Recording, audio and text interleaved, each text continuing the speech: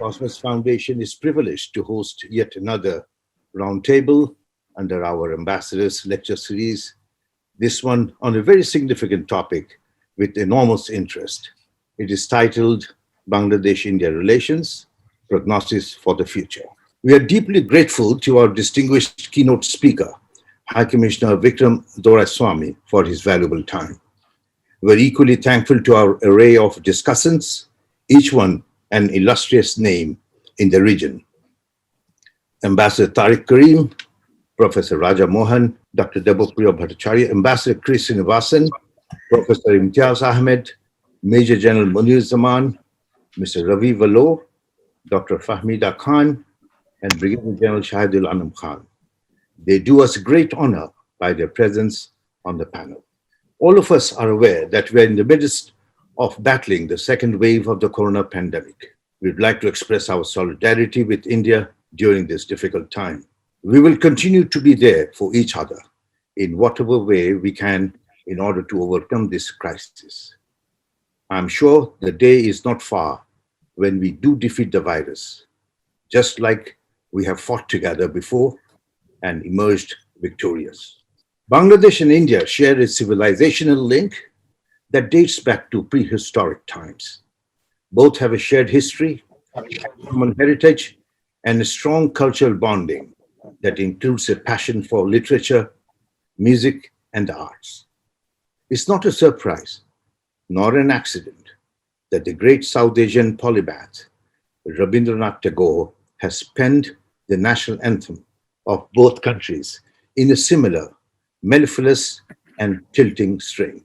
The relations between Bangladesh and India are based on fraternal ties and reflective of an all-encompassing partnership based on sovereignty and equality. India and Bangladesh have diligently forged a warm and friendly relationship that has been described as a textbook example of a neighborly relationship. Recent years have witnessed what has been described as a golden age in the relationship, and Prime Minister Modi's attendance as the most honored guest in Bangladesh's Golden Jubilee celebrations of independence served to underline that fact. Having said that, let me borrow an observation from the current Indian High Commissioner to Bangladesh, our keynote speaker at today's event, who on his arrival in Bangladesh last October said that even the closest relationships needs to be nurtured. That really is a critical point to remember for all who wish this relationship well. At a time when talks between India and Bangladesh on deepening ties may seem stuck around the issue of a fair distribution of the waters of Tista River, a recent World Bank report on the potential of transport integration in South Asia has come as a much needed tonic. The report states that seamless transport connectivity between the two neighbors has the potential to increase the national income of Bangladesh by 17% and India by 8%. Those are significant numbers and not to be scoffed at by either country. The World Bank also believes that bilateral trade between the two countries is at least $10 billion below its current potential. Unfortunately, it is impossible at the moment for relations between the two countries to escape the shadow of the pandemic, during which I find it's commendable that under India's neighborhood first policy, it ensured that vaccines would be made available to Bangladesh as and when produced in India. Prior to the second wave of COVID-19 setting upon us, the two sides had already started discussing cooperation in the post-COVID era, including vaccine issue, border management, trade and investment, water resources, security issues, power cooperation such as renewable energy, connectivity, development cooperation, and increasing people-to-people ties. The purpose we at Cosmos Foundation have set for ourselves is to focus on a set of new and fresh perspectives that unite rather than divide the countries and nations of South Asia, leading to South Asian unity. We have many problems and issues that do not recognize borders. Climate collaboration, water sharing, tapping of common goods, as in the blue economy, confronting pandemics and eradicating diseases, promoting our rich and artistic and cultural heritage, and sharing of data for academic research and scientific progress come to mind. We plan to bring together the best minds of South Asia and from other parts of the world who have interest in our region to help shape and broaden the canvas of cooperation focused on our common space. Where differences exist, we must think together how a confrontational path can be avoided and a mediatory approach adopted. Bangladesh and India and South Asia, given our shared history, have the potentials to be a model for all other nations of South Asia in crafting such a mutually rewarding relationship. It is our fond hope that the distinguished participants of this event would take this opportunity to further these goals. With these few words, I shall now hand over the microphone to Dr. Iftikhar Ahmed Chaudhry, a scholar diplomat, a former foreign affairs advisor, who continues to be our president and a distinguished fellow of Cosmos Foundation. Over to Dr. Chaudhry. Thank you, Anay. Thank you very much. And also for setting the tone of the discussions. I should like to cut to the chase immediately, but not before saying how beholden we are to High Commissioner Vikram Doraiswamy for consenting to be our keynote speaker today. We also have an intellectual battery of very high-powered personalities to share their thoughts with us. We are grateful to each and every one of them. It is not my intention, of course, to go into the substance of the subject, which I leave to the speakers, but I have been involved with it for decades, both professionally and as an academic, and would yield to the temptation of just saying a few relevant words.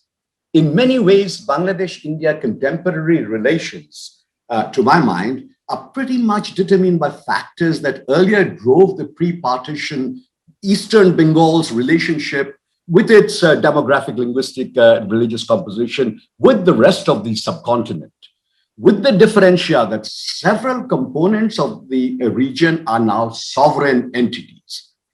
Hence, they are now interacting with external actors as well. China and the United States come to mind, adding to the historical complexities of the relationship. The challenge for both Bangladesh and India is to transform the geographical compulsions into mutual benefits. And for Bangladesh in particular, to evolve a pattern in which it can live in concord with, but distinct from its powerful neighbor. By now, Bangladeshis are already au courant with High Commissioner Doraiswamy's prodigious capabilities, his sharp intellect, his extraordinary energy, and edifying qualities of head and heart. I have known of him since he was a younger colleague of the Indian mission at the UN and have followed his career through friends and family. I like to affirm unequivocally that he brings credit to the profession of diplomacy. Few things have made me happier at this time than to see him as India's representative to my country. Vikram, you have the floor. Thank you very much, Your Excellency, Ambassador Iftikhar Saab, for your extraordinarily generous remarks. Thank you also, Inayatullah Khan Saab, for your generosity in offering us this platform today. And of course, thank you to the very distinguished luminaries present here, friends, colleagues, mentors in many ways. I particularly want to acknowledge the distinguished presence of three very distinguished senior colleagues from our foreign services. Ambassador Tariq Karim from Bangladesh, who served with great distinction as Bangladesh's High Commissioner in New Delhi. Ambassador Srinivasan, who was Foreign Secretary in the very early years of my career, so some of the blame for whatever happened thereafter must land on his doorstep. And of course, High Commissioner Pinakranjan Chakravarti, who my very distinguished predecessor several times removed in this job.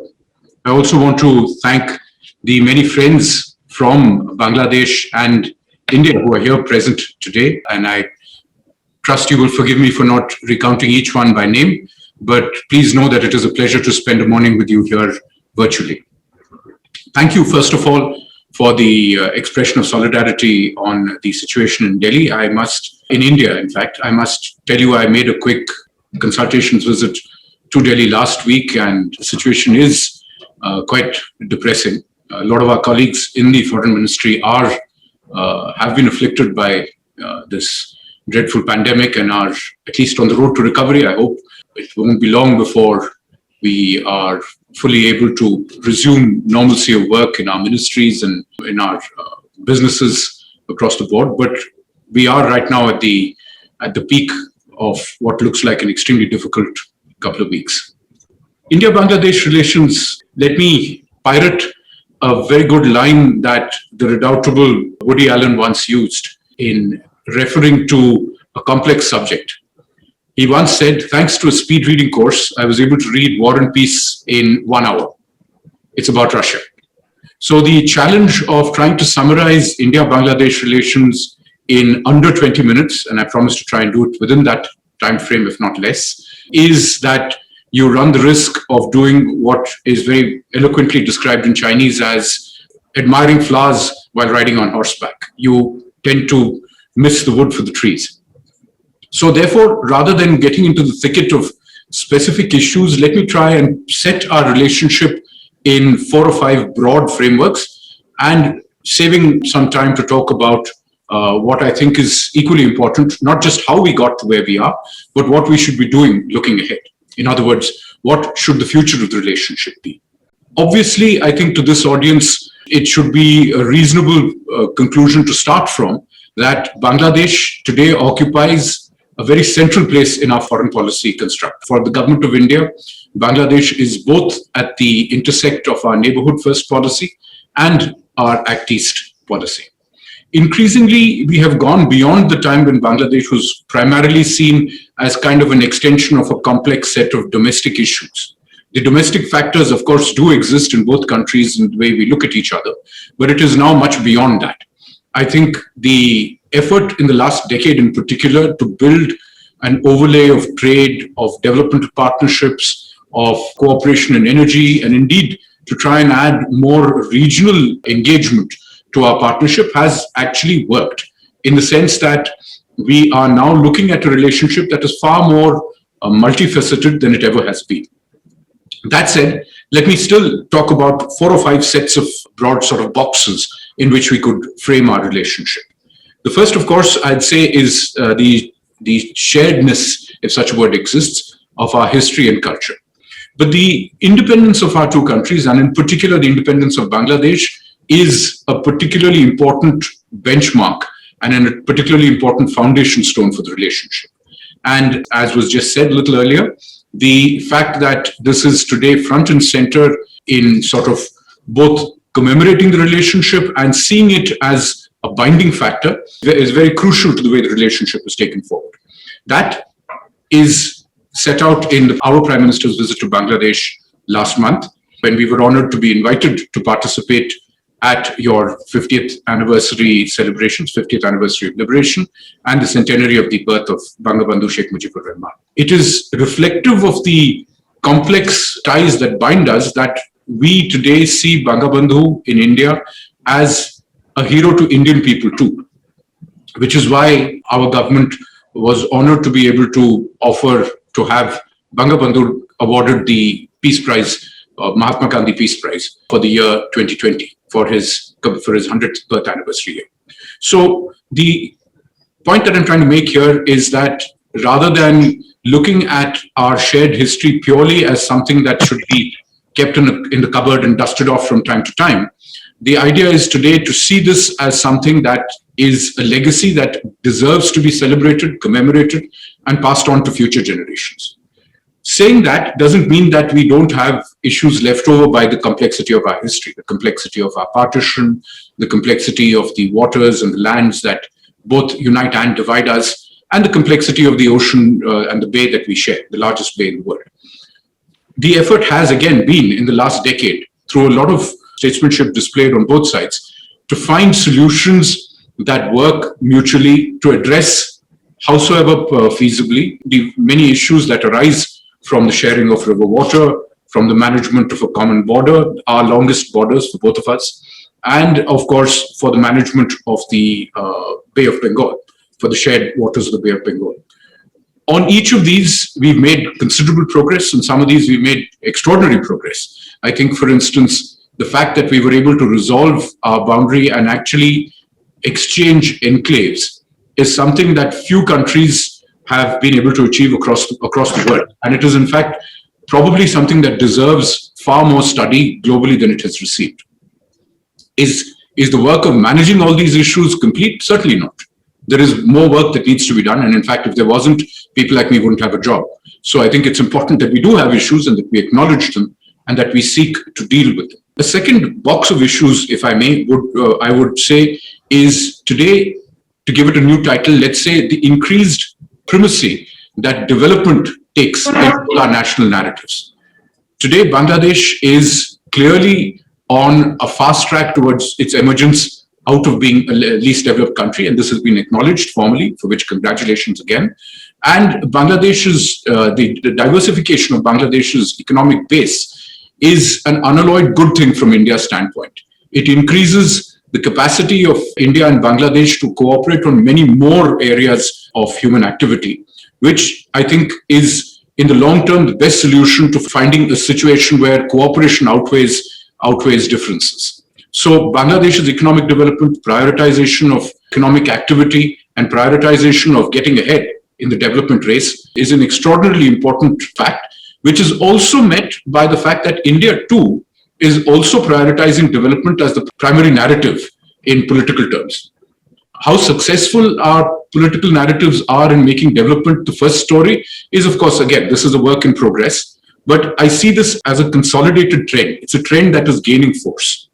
With this, that means bilateral trade, bilateral connectivity, and our bilateral development partnership have taken on a far larger dimension. These, again, when we drill down, and we can do this in the discussion segment, there are issues that do need to be addressed, including the means through which the LOC's lines of credit that we have offered Bangladesh are picked up faster. To each of these, there are, of course, specific elements of detail. But again, as I've been saying, the broad trend line is towards more integration, more cooperative activity, and therefore more avenues of cooperation that help us transcend differences. A third block of issues that I'd say is a growing commonality of approach to security.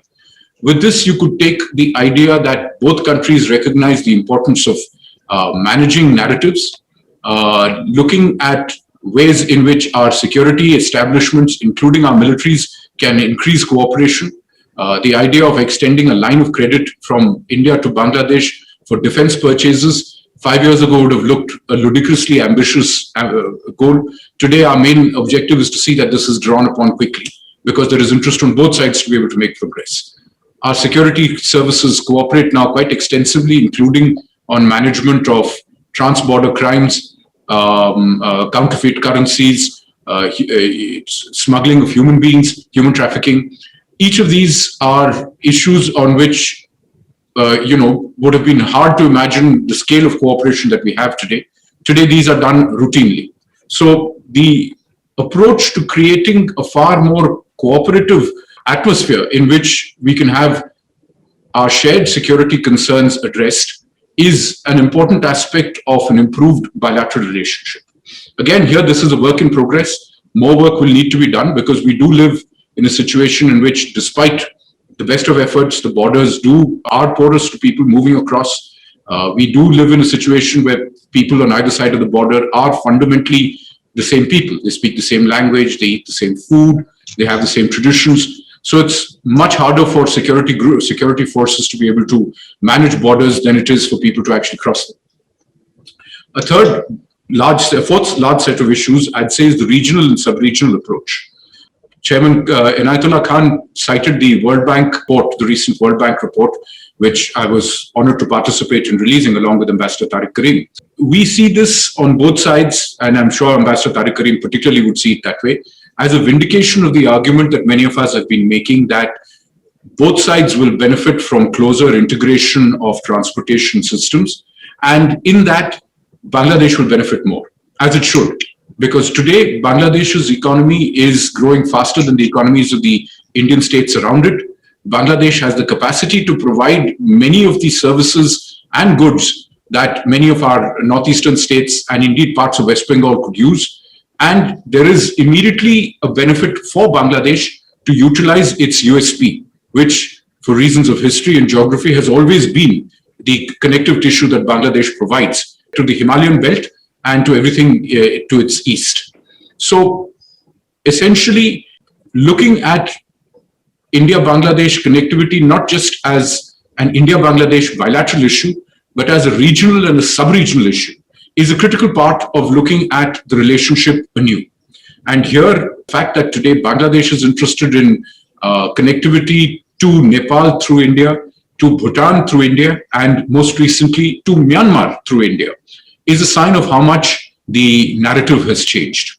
Because obviously, once it is desirable in Bangladesh to see connectivity for Bangladesh's benefit, then it is not seen merely as something only for India's benefit, which it should never be, because anything that is of benefit to both countries is a sustainable means of moving forward. But it isn't just transport. In the sub-regional and regional sense, energy is also increasingly a commodity that can be used to further economic partnership and economic integration. Take, for instance, the India-Bangladesh Friendship Pipeline that is being built today.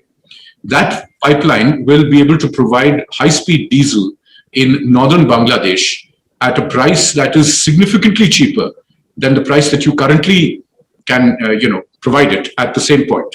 So in Parbatipur, if you were to bring diesel from, say, by the sea route, it would essentially be the cost plus 3 transshipments, each transshipment being a cost of transshipment plus a cost of evaporation. The pipeline, on the other hand, ensures you supply of high-speed diesel to the point of delivery or to the point of collection at a price that is far lower than the price that you are otherwise getting. The advantages that this sort of cooperation provide are that it is mutually beneficial economically for both sides. And it also creates capacity to have new hubs of industry come up. Similarly, electricity is a similar avenue of connectivity between the two countries. I see power cooperation as a means of connecting not just India and Bangladesh, but also Nepal and Bhutan.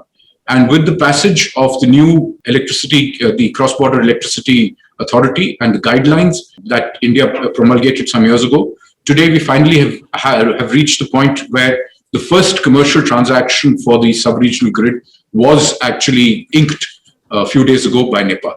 So electricity is another area in which we could expand our connectivity. And finally, of course, there is the maritime dimension, where Bangladesh, soon to become chair of the IORA, the Indian Ocean Rim Association, would be able to provide new energy to looking at the blue economy as a means of cooperation between the two countries. A fifth box that I'd like to look at is people-to-people ties. The movement of people between India and Bangladesh, the movement of travelers, the movement of businesses, and indeed increasingly just plain tourists, is an unalloyed success story again. I remember my first visit to Dhaka over a decade ago.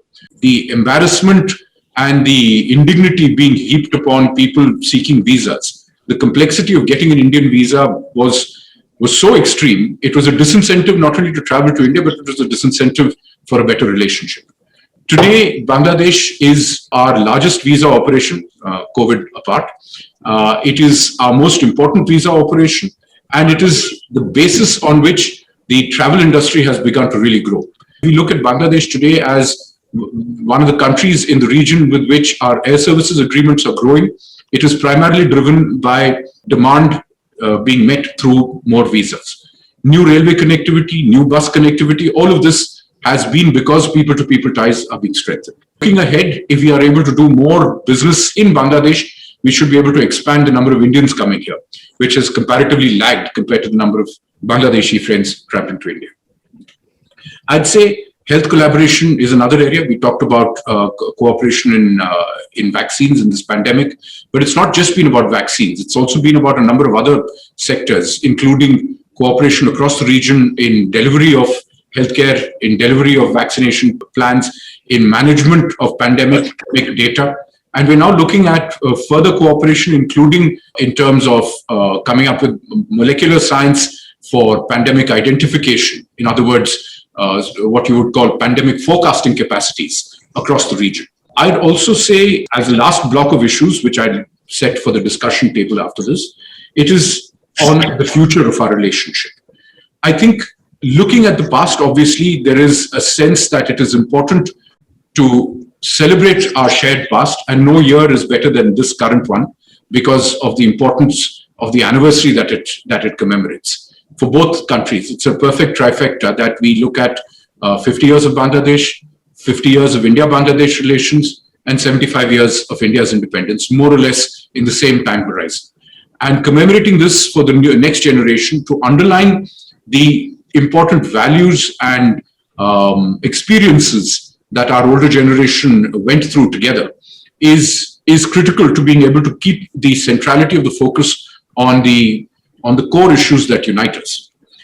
Beyond that, I'd also say we also need to be futuristic in how we deal with the next generation of issues. And I think environment is an important area for us to look at. We were forward-looking on some counts. We set up a joint working group on cooperation in the Sundarbans, but beyond one meeting, it hasn't actually done much. So there is need for us to do much more. Today, the Sundarbans is now looked at by the rest of the world as one of the world's most important carbon sinks. It is also a critical aspect of flood prevention, storm surge prevention, and it is also critical in the management of natural habitat for the flora and fauna of the region. So what could be better than our being able to cooperate on the Sundarbans in a manner like the Ramsar Convention by being leaders of it rather than people being enabled by outside partners coming to try and help us do a better job of conserving what is our own heritage. Similarly, water pollution. I think we have, with trial and error and with a lot of difficult learnings, the National Commission on the Clean Ganga, on Ganges Water Mission, has actually now come up with some very good workable solutions on management of effluent from dyes, from tanneries and stuff like that. Now, this is something we could work together with Bangladesh, where there is a challenge in Bangladesh in the quality of water, particularly around Dhaka, in the metropolitan areas around Dhaka. But equally, we could learn from Bangladesh in what you've done in terms of river course management, embankment management, management of chars. You've done a brilliant amount of work on the major rivers of Bangladesh, and we could learn from you in our rivers, particularly in the Himalayan belt in Bihar and UP. So, knowledge is one of those wonderful things that can flow both ways. And so we could actually look at some of our rivers from a more integrated perspective, something that I'm sure Ambassador Karim will smile about, where we see the totality of our rivers as a means of cooperating rather than as issues purely to divide us. We could look at renewables. Waste to energy is an important aspect for our urban centers. All our cities in South Asia are choking in garbage. We could actually do a lot better in terms of harnessing the capacity to bring waste, urban waste, into energy generation. And there are now economically viable schemes to actually do some of this. And of course, we should look at trade in a whole new framework. I believe trade will be potentially a key driver of our friendship in the future, especially if we focus on 3 or 4 areas in which Bangladesh could provide India a key base, shall I say, for value addition. One of which I've been sort of already pressing for some time is value add in food production. Today, both Bangladesh and India suffer from the same problem, which is that of the vast majority of the food that we produce, both for domestic consumption and even for export, both of us today export food, a very small percentage of it is actually value added in country. So there is huge opportunity for us to actually cooperate in value addition for export. A lot of Indian prawns, for instance, are exported to Vietnam, where they are sort of cleaned, packaged, value added, and exported out to Korea and Japan and places like that. These are elements that we could replicate here between India and Bangladesh. We could also look at our garments and textiles industries as a far more integrated chain. We will never be as competitive as you are in terms of production of RMGs, but we have the raw material in terms of cotton, we have fabric, and we have the capacity to be able to supply that in a more integrated manner and to have buyback arrangements with you for RMGs. So that would help create a far more virtuous circle in terms of cooperation. We could look at energy components, including refineries in Bangladesh that could provide energy products to the northeast of India, where there is considerable demand and there are significant challenges in being able to effect supply from, say, Assam down to Tripura or Mizoram and places like that. And finally, we could even look at the light industry and automotive industry, where Bangladesh's new automobiles policy is eventually intended to facilitate automobile assembly in Bangladesh. Now, logically, it makes sense if we have better transport connectivity between us, if we could actually create seamless integration between our automotives and component industries and the nascent industry here in Bangladesh, as a means not only of exporting into the Indian market, but also of looking at Bangladesh as an export channel to the rest of the world, where the benefits that you will get, that you will continue to get at least for the next 10 years and maybe longer, should be able to drive business opportunities as investment from India into Bangladesh. Let me stop with this. I think that's a long enough lecture to give anybody, particularly such a distinguished audience of so many of my seniors. But I would be more than happy to take specific questions on any of the particular verticals that I mentioned, and of course to engage in any specific requests for information that you might have. Thank you for your patience. I suppose the one virtue of the virtual medium is that it is very hard for you to display impatience. So thank you again for having me, and thank you very much for the quality of this event. Thank you, High Commissioner. I must say you have not only succeeded in riding the horse and viewing the flowers at the same time, but also framing a reflective picture. We note your invitation to the participants to focus on the future of the relations. I will now invite cousins one by one to make their presentations. It is now my enormous pleasure to call upon Ambassador Tariq Karim, someone I have immense regards for, to take the microphone. He has had an illustrious career as a diplomat, ambassador to Iran, high commissioner to India, among his posts, and now has emerged as a most reputable writer, commentator, and think tanker in Dhaka. Ambassador Karim. Thank you very much, Ifti. Thank you for Cosmos for inviting me, Inayatullah Khan for bearing with me. I want to first of all thank Vikram for an excellent, how shall I say, distilling the oceans into the water on the range of Bangladesh, India, distilling the oceans into a pond of Bangladesh, the gamut of Bangladesh-India relations. We have to start first with the premise, why should we have cordial relations and a good working relations at all? It's geography. It's unimaginable that two neighbors as we are, integrated geographically as we are by God and nature, should even dream of having hostile or adverse relations with each other. We have to learn how to live with each other, and the sooner we can learn how to do that productively for the benefit of peoples on both the sides, the better it is for both the countries. And in a sense, I would say that I think one of the reasons I would attribute to Bangladesh's phenomenal success, particularly in the last decade, is that we have managed to get our regional relations right after a long, long time. Without that, our energies and resources would have been spent on more negative pursuits. What this pandemic actually has done has brought us to a critical point of reassessing what we are doing and why we are doing what we are doing and why we are not doing certain things.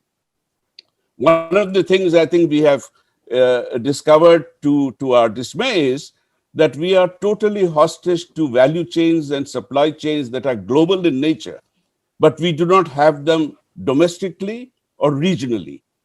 So I think we start with home. We start reconstructing these value chains, building them up and giving them sound resilience intrinsically. Internal resilience is something that ASEAN started with about 15 years ago, that we have to develop intrinsic resilience before we will come to a point where we will have a meaningful regional cooperation going. That should be our starting point. How do we develop our own value chains within our domestic spheres and then extend it to the regional spheres? Number two, we need to, I think one of the ways you do that is not only in the nuts and bolts of putting these value chains together, you also put in more GDP, more money where our mouth is, into research and development so that we can help each other pool our common research. We have our young men and women going overseas to distant continents and working for their well-being, how can we attract them and make them partners in building up this sort of development basis within Bangladesh itself? Number three, the foundations for local and regional development we have to now think sub-regionally. We cannot exist in isolation where we are. And I think what Bangladesh-India relations did was actually restart the processes of South Asia Growth Quadrangle into BBIN. And now we are thinking of how we extend eastward through connectivity. We were a connected subcontinent. We decided to sever those connections ourselves some 75 years ago. Now we are grappling with how to reconnect it. We need to work together. I think Vikram mentioned a couple of points, and I will pick only on two of those. How do we transition now? We are thinking of energy grids. This is a dream I've harbored for the last 20 years. We are slowly seeing that actually happening with agreements or the beginnings of agreements being put in place. We can use this grid now to transition from dirty energy to clean energy. We have within our own bounds in this region, sub-region, sufficient hydropower potentials as well as capacity for harnessing wind and other modes to convert entirely or to a great extent from hydrocarbon fueled energy to clean energy and renewable energy. That will be a great help to the global efforts to combat the deleterious effect of global warming from climate change. We need also to have coordinated mechanisms for doing all this. I think one of the main problems in our addressing these problems and getting them off from where we have been able to somehow push them to this stage today from what they were 10 years ago is we do not have a forceful enough, or how shall I say, empowered enough coordinating body that can monitor the progress of various decisions we take and then make sure that timelines are met at least reasonably. So I will stop with those few words because I don't want to exceed too much.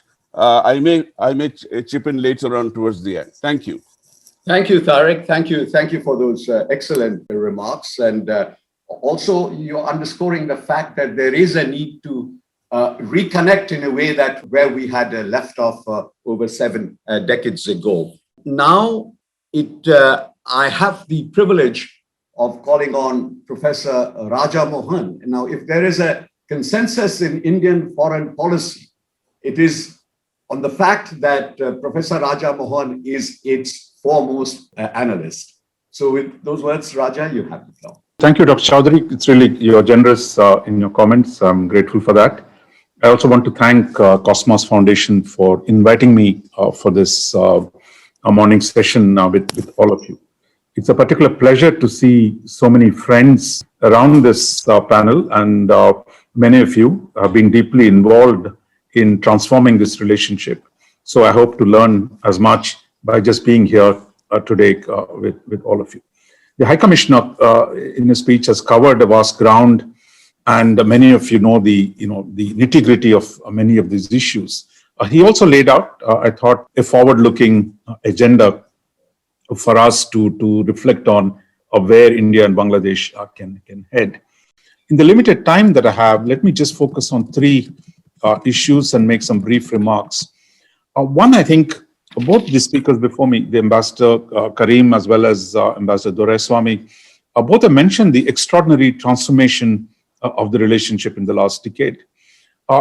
It's easy to forget this because one of the tragedies of diplomacy is once you achieve the impossible, nobody's going to remember that, because it's taken for granted. But how we got there to move from a very difficult situation, move from the impossible to the routine is quickly forgotten, and very few people have time for how we got there. But I think as students and analysts of international relations, particularly in the subcontinent, I think it's very important for the current and the next generations to remember how challenging the circumstances were, how difficult it has been to overcome some of the persistent and bitter legacies of partition that have hobbled our relationship across the subcontinent. And I think what we've achieved then should also be something that the next generation of diplomats understand this and also remember how to get across the new sets of issues that are going to emerge before us. No set of neighbors love each other. And if you're children of partition, it's even harder. But I think the past is never really past. For all the transformation that we've achieved, the past is going to keep coming at us. And therefore, to keep making a steady advance, we must continue to remain deeply sensitive to the past and the lessons and the dangers that the past reminds us to make sure that we do not slip back slide from the progress that we made and are limited in making new sets of achievements in the bilateral relationship. Of course, there are outstanding issues. The river waters issue has been mentioned, the trade, the movement of people.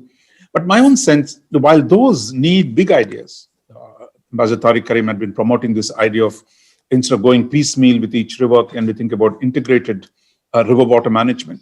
I think some of these ideas, I mean, we need to work on that. I mean, those who are outside the government, those of us who are today populated the think tanks, we need to come up with the potential pathways in which this can be done.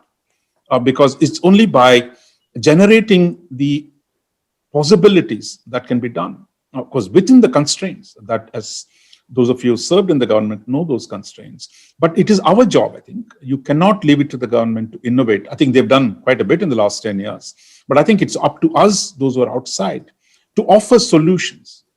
And while we need to be critical as outsiders, that criticism for the sake of criticism, without laying a positive agenda and the pathways to achieve that positive agenda, I think really our contribution will be really a negative one. So therefore, it's important to think big, and that job must necessarily be done by think tanks, because the politicians, the media are always going to be in a critical mode. But I think constructing possible pathways forward is the job that academics and think tanks must need to do more. While we think of the big issues, it's also important, I think, to think about the small issues, because it is the small ones that make immediate difference to people.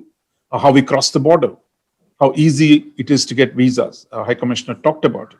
Trade facilitation, ease of doing business, liberalizing a whole range of welter of bureaucratic constraints that we've set for ourselves, cabotage laws, on coastal movement, the hundreds and hundreds of these, and that removing these obstacles that have come and creating a modern set of interactions, creating a set of arrangements for facilitating a modernization of our contacts is critical. Therefore, as much as big things are important, the small things too are even more important. And I think we need to come up with constant solutions to those kind of issues. And finally, the new issues that come up.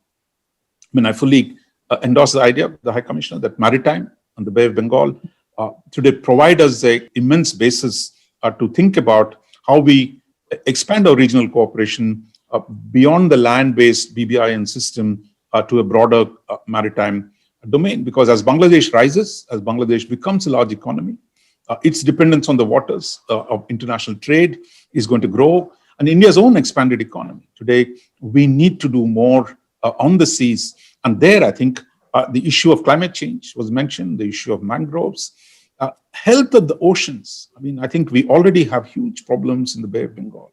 That we need to do a lot more on ocean health, that we are many organizations we are part of, whether it's the Commonwealth, whether it is IORA, a whole range of groups have talked about this, but I think we need to start coming up with specific ideas in terms of how do our navies, how do our coast guards work together to produce real maritime security, not merely on the defense side, but also on the non-traditional threats that are beginning to dominate our region. So my time is coming up, but I would just conclude with one important thought on the digital question.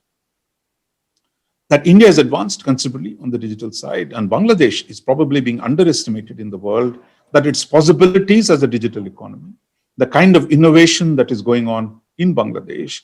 Here, I think the extraordinary talent, and it's not limited to India, and I think it's common across the region, whether it's Pakistan, India, Bangladesh, Sri Lanka. There's immense amount of talent. And I think given our improved relationship, I think Delhi and Dhaka can do a lot more to think digitally, to use the digital technology to address all the outstanding issues that we talked about. The today databases help us deal with transborder movement. Today, digital helps us mapping our oceans in a better way, and so that decision making on climate change issues can be done.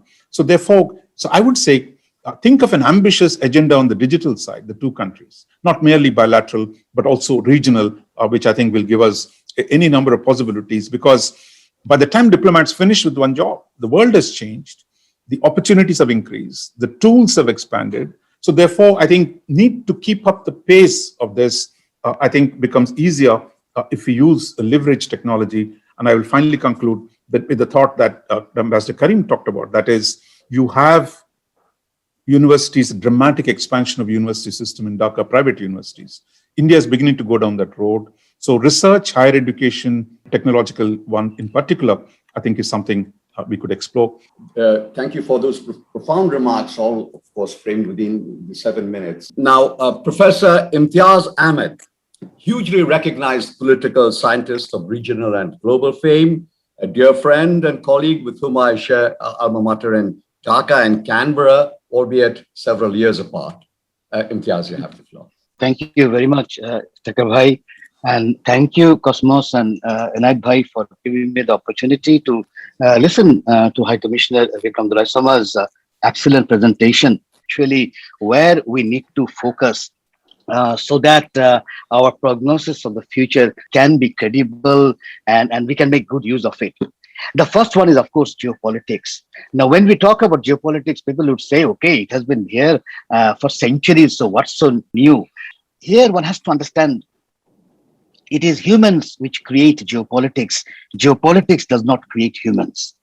This is absolutely fundamental. The reason why Bangladesh is now given geopolitical importance, geographically we were here, politically we were here, but the point here is since we have, which the High Commissioner has alluded quite well, that since it's a development relatively much better than in 1971, we are no longer there.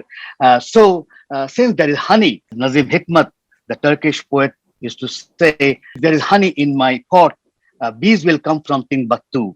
So here the bees are actually coming back to Timbuktu. But don't miss on that, because in 18th century, China was the largest economy in the world, and undivided India was the second largest economy in the world. And in that undivided India, Greater Bengal was the richest province. So what we have today is the re-rise of China, I would say, re-rise of India, as I will say, also re-rise of Bangladesh.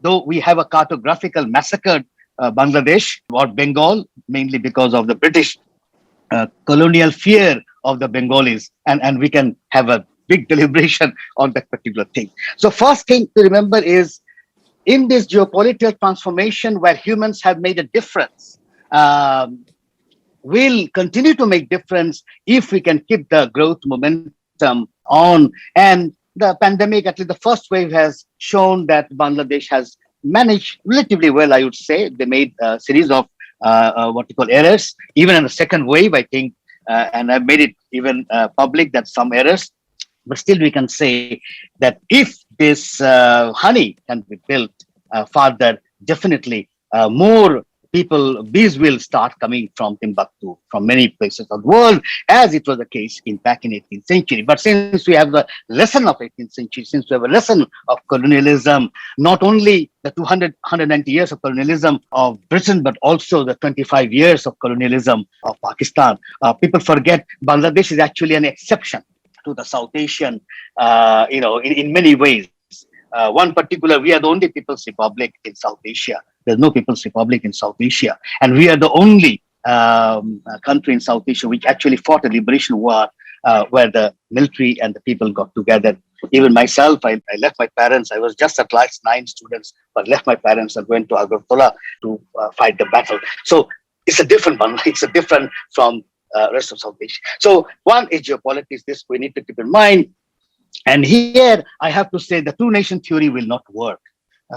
This has not worked with us back in 71, and I can put all the knowledge that I have. The two-nation theory is really bad for health. This I think we need to keep in mind, and also the politics of singularity. If whether Bangladesh or India or any country in the world think that I will develop and I will not allow others to develop, that is not going to work. The second one is there are two ways to develop, actually, if you look at civilization, whether you want to focus on abundance or whether you want to focus on scarcity.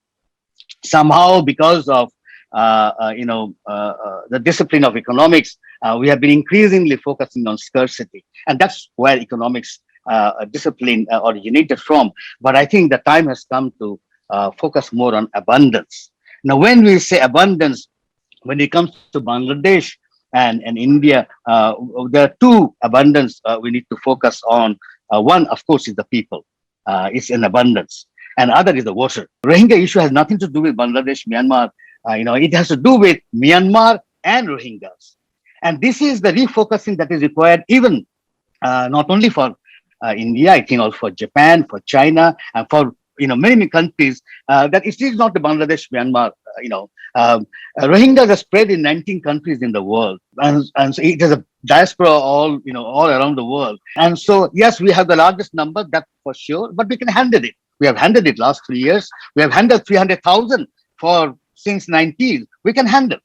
Bangladesh is enormously, I think, have a collective resilience issue.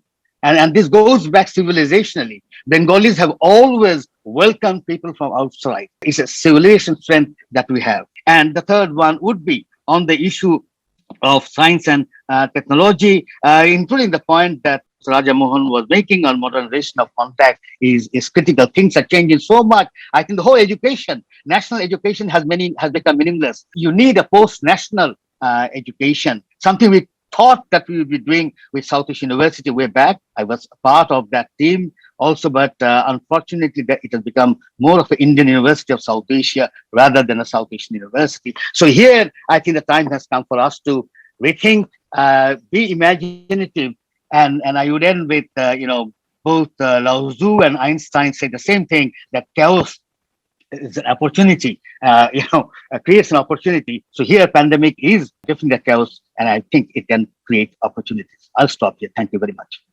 Well, thank you, Imtiaz. I thought very well structured between those three sets of issues: geopolitics, balance between abundance and scarcity, and also science and technology, the real focus. Now, Dr. Devapriya Bhattacharya, who actually earned his spurs as an economist, but I can vouchsafe for his acumen as a diplomat. He has been, to my mind, one of our foremost ambassadors and permanent representative to the UN in Geneva, WTO as well, and chaired important committees of UNTAD. Devapriya, you have the floor. Thank you, Your Excellency. Thank you. I have had the privilege of serving under you as the ambassador in Geneva. So I do fondly recall the time we had together in different forums. It's a pleasure and privilege to be here today. And thank you, my good friend Inayat, for inviting me over here to this August gathering and on a very relevant topic. I think a very topic which is close to all of our hearts in many ways. Now, if you look at the Indo-Bangladesh relationship, each of us has our own way of cutting the cake. Let me make my 3 slices in the cake. The first one is that we have the leftover issues. The leftover issues are very well known. It is the water issue. It is also the border security issue. So there are the leftover issues which we will have to deal with. Then in my mind, then we have our built-in issues. The built-in issues are essentially the trade, investment, connectivity, and all other issues, the built-in issues. We cannot escape from these issues. And then the third set of issues are the emerging issues. I think the High Commissioner has excellently put forward those emerging issues, starting from life underwater to IT to other financial inclusion and many other issues over there. So we have the leftover issues, the built-in issues, and of course the emerging issues. Now, if you look at the current situation, what is important at this moment, we need double triangulation. The double triangulation is that we need a framework within which all these three types of issues can be addressed. And we need a framework within which will also address the current emphasis of our cooperation in the economic front.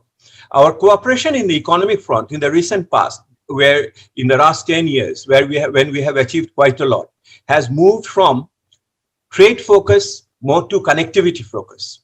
And possibly, and when I say one or the other, it doesn't mean it is exclusive of one or the other. It is also happens, it is simultaneous parallel strands are there. But if you look at the focus, what is important to make the next step, moving from trade to connectivity to investment focus. That is the production value chain issue, which has been mentioned so much by Ambassador Tariq Karim and the High Commissioner himself. So if you come to the strangulation issue of these three, what is important over here for Bangladesh is that it cannot solve its leftover issues without improving the space for negotiation.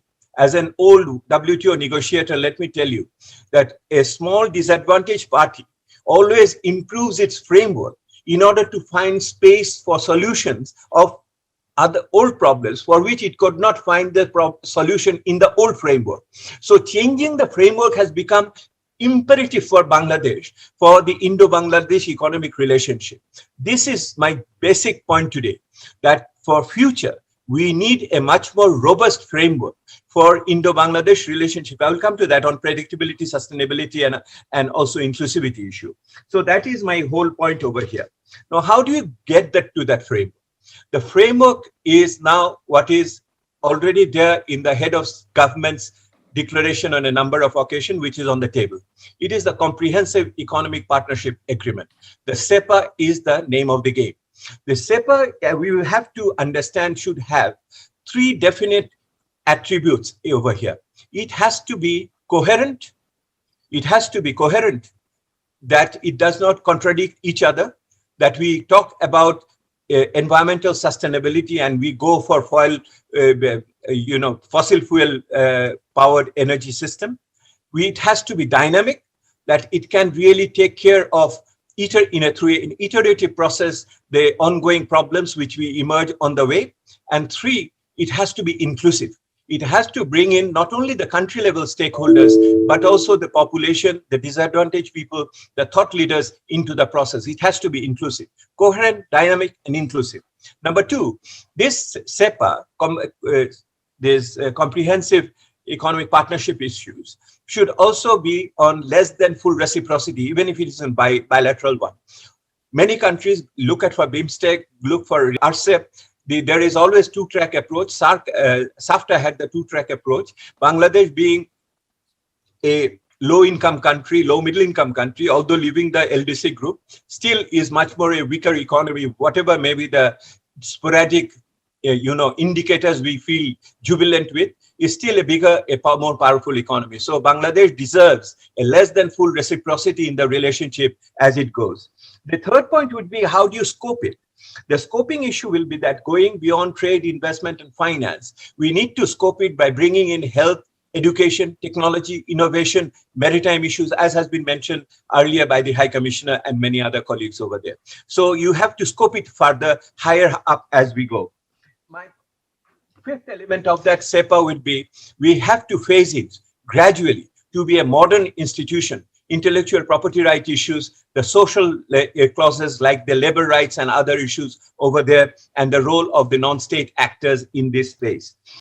Next point I wanted to say, which regarding my third rationale about dealing with the external issues. One of the understated dimensions of Indo-Bangladesh relationship is that how Bangladesh is cooperating with India, or India cooperating with Bangladesh in the global stage. I just give you one example. Look at WTO. There's an organization I know a bit better than many others, is that at this very moment, India, Bangladesh together is fighting in the WTO General Council to get a derogation on the intellectual property right of manufacturing vaccine, which is a matter of mutual interest. People do not talk about how India, Bangladesh collaborates on the global stage, within the South-South cooperation framework and beyond. I think it is an important, aspect to bring in that dimension, that our commonality of interest in the global scene has to be highlighted and to be leveraged in our bilateral relationship as I look at it. My last economic point would be on this case is that India has to be a part of the smooth transition of LDC graduation of Bangladesh. India has provided duty-free, quota-free market access, which has led our export to grow up to $1.2 billion. I think India has to continue with the duty-free, quota-free market access in line with other market providers in European Union, Canada, Australia, and elsewhere. This is a declaration that India declares that it will continue to support Bangladesh with duty-free, quota-free market access for its exports of garments at least in 3 years, if not 9 years. In line with the WTO proposals currently under consideration, it will be a great service to, and I will contribute greatly in strengthening relationship. Similarly, if you remember the LOC, the line of credit which India gave which had been used for the creation of the building of the Padma Bridge, very well appreciated. I remember Prime Minister Modi in his earlier visit had declared that $200 million were converted from credit to grant. I think that kind of a gesture, converting credit loan to grant, will be very well appreciated and will be one of the major contribution of India in financing the fiscal deficits of Bangladesh as it goes. I hope today's discussion will prompt us to move further on that commitment, competence, and courage. Thank you, Your Excellencies, colleagues, for giving me this time. Thank you. There were prior arguments, very powerfully argued, of course. Your trifurcation of the cake into leftover, built-in, and emerging sort of brought me a bit of a sense. It gave me a sense of nostalgia about my own time in the WTO. You raised some very important points about scoping the SEPA, and also for calibrating the relationship in the economic field in the way both Bangladesh and India, you assume India as well, are progressing. So some kind of a recalibration would be necessary. Thank you for those remarks. And now I would like to recognize the military top brass in the form of General Muniruzzaman. Thank you, Chair. And good morning to everybody. My thanks also go to Mr. Inayatullah Khan and the Cosmos Foundation for the kind invitation to speak this morning. Let me also start by complimenting our keynote speaker for his excellent presentation. Since the time is short, so I will rush through some of the points that I would like to lay before the table. The Indo-Bangladesh relationship is at its peak, and it couldn't have been better. This is the honeymoon period. But as was quoted in the beginning, as the High Commissioner came into Bangladesh, he did mention that all relationships need to be nurtured, and that's the way it should go. The Tista water sharing is a problem that needs to be addressed and has been lying without a solution for too long. But it is not only Tista water sharing. We need agreements and water sharing mechanisms on all other 53 other rivers transboundary rivers that we share with India. Our friends from CPD will mention that balanced or imbalanced trade is an irritant that needs to be addressed. We need a more proactive role from India on solution of the Rohingya crisis. We need not only clarity, but we also need where exactly do they stand. Currently, the issues of rising fundamentalism in India is also a problem for a country like Bangladesh, which has been born on the aspirations of a secular polity and a secular Bangladesh. So it has repercussions on Bangladesh. And lastly, the current vaccine nationalism that we see in India is a major irritant to the people of Bangladesh, especially for the fact that when we have paid for vaccines that are dearly needed in the country, and that's an issue that needs to be addressed. There are also issues of internal politics that has implications on our bilateral relationships like NRC and CAA. They need to be addressed. We certainly deserve mutual respect on both sides, and irresponsible utterances by leaders on any side is a major obstacle in building relationship on both sides. We have to work more closely on climate change issues because we are both frontline states with the challenges of climate change, but we are not addressing them at all. I will give you just one example. We are faced with the grave challenge of sea level rise in both countries, particularly Bangladesh, which is likely to lose 17 to 20% of its landmass due to the rising sea if there is a 1 meter sea level rise. The Bangladesh country strategy paper indicates that will create a climate refugee population of 25 to 30 million people. Where will they go? Will they be absorbed internally, or will it result in transboundary migration? Those are the issues on which we need to sit together and address them as regional stakeholders. We need to work together on disaster management, which will become a more critical issue as climate change progresses further. There are issues of great cooperation potential for ecological balance maintenance and biodiversity, and the Sundarban offers an excellent opportunity for that. We talked about water management, which will become a more thorny issue in the future. The issues of Brahmaputra water, the issues of other transboundary water have potential of not only building tension, can also go up to the level of a regional conflict or a hydro conflict. And therefore, we need to work closely on basin management of water in South Asia. I strongly believe, as has been mentioned, that there has to be more cooperation in the fields of science and technology. But my thoughts are more into the future, where we should work together to build more cooperative mechanisms in the fields of AI, robotics, and data science. In all these fields, other countries are going forward at a pace that we will not be able to catch up unless we cooperate together. We have not taken the youth of our countries as a factor of our relationship. These are very young countries where more than 40% of the people are in the youth category, and they have to be factored in big time if we have to build a sustainable relationship. And as we interact extensively with the younger population of the country, I see there is a mismatch in our priorities and perceptions and their priorities and their perceptions in building a closer bilateral relationships between India and Pakistan, India and Bangladesh. We need to work more closely on maritime cooperation and the aspects of blue economy. We need to build a better strategic communication platform, and that is essential. And that is something on which we have not devoted any time altogether. We need to work together on the aspects of social media, for example, to build a better understanding with our people. India and Bangladesh can also work very closely on NTS issues or non-traditional issues that touch everybody's life every day. So this is a region in which we should work on food security and energy security and a number of other transnational security threats that face the region.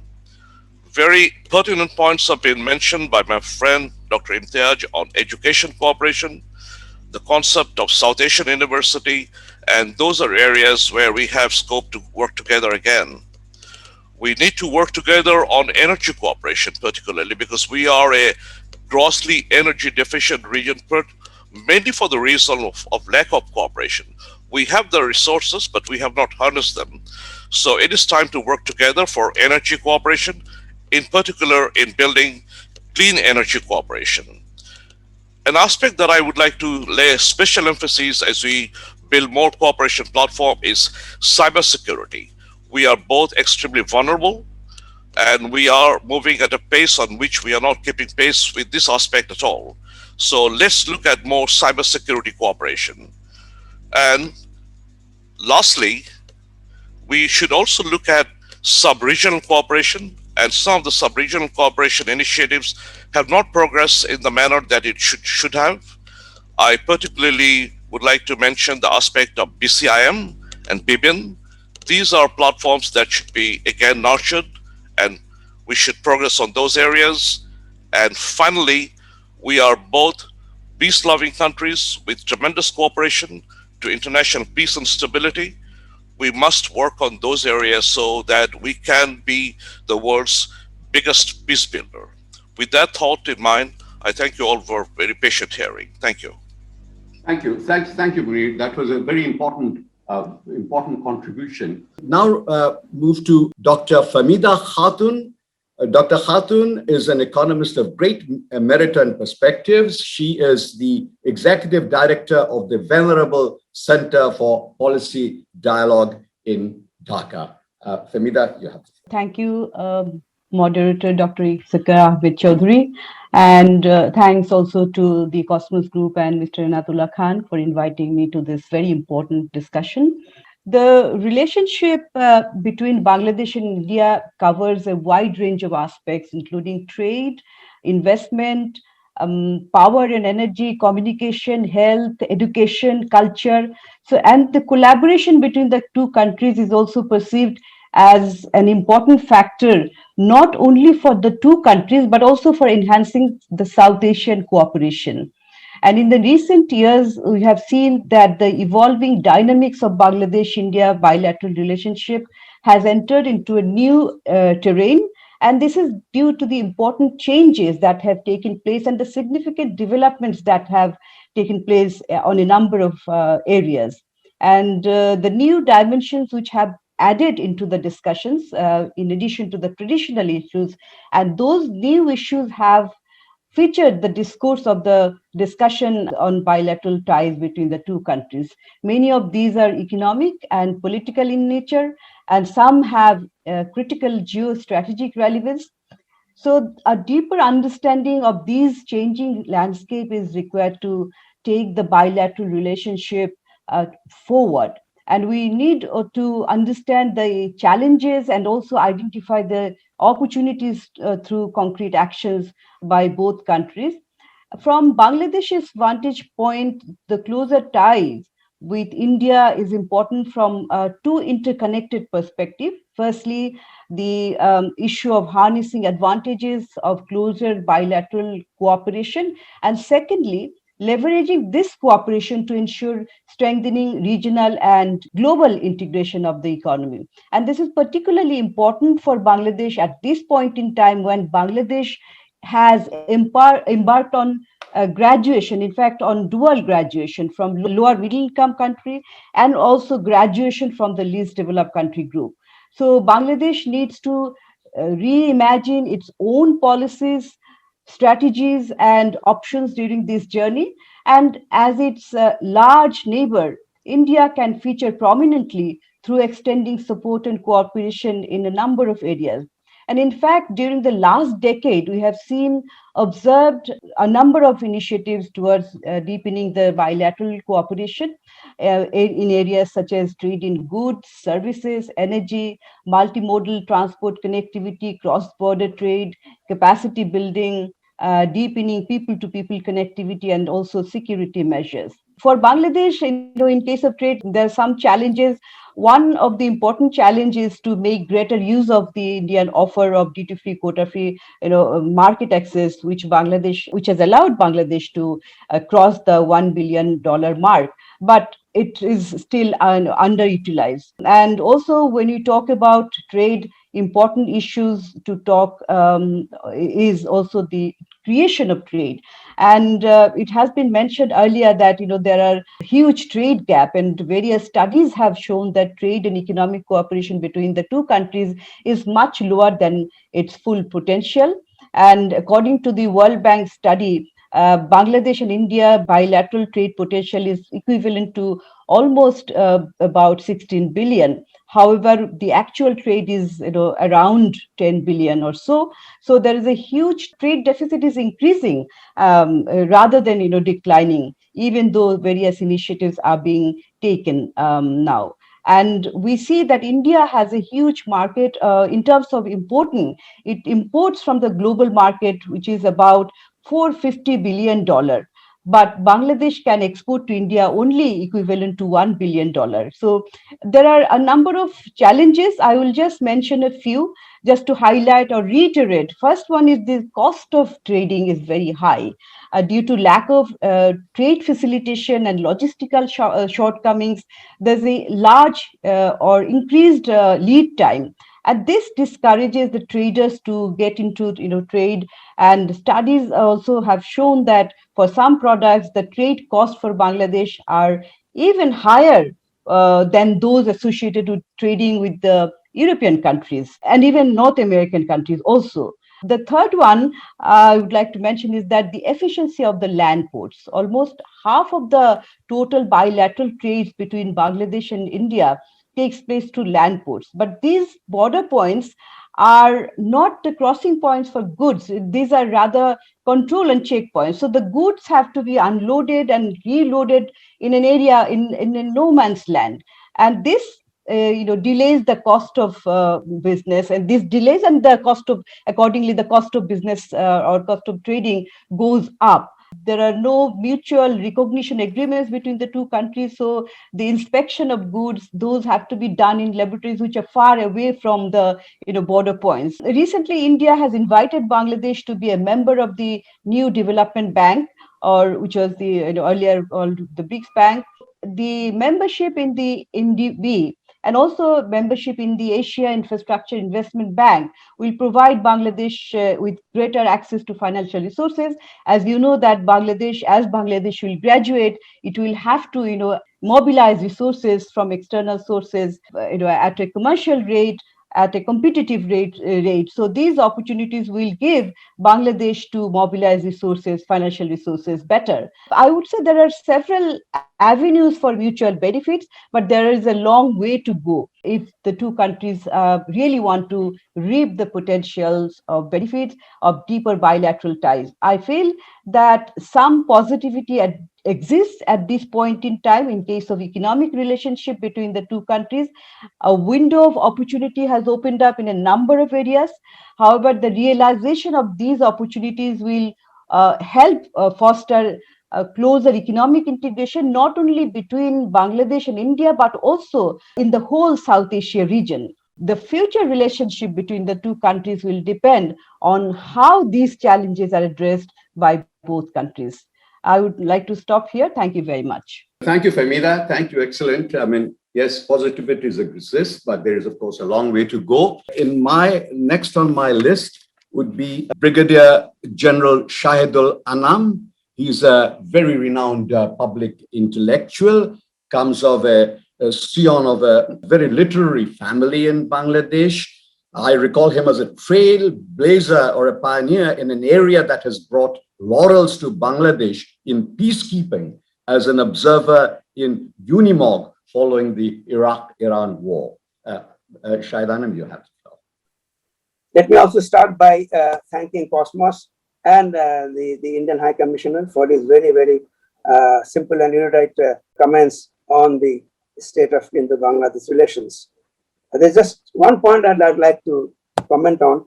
He said that we have moved beyond the domestic factors. Both countries. I was wondering if we have.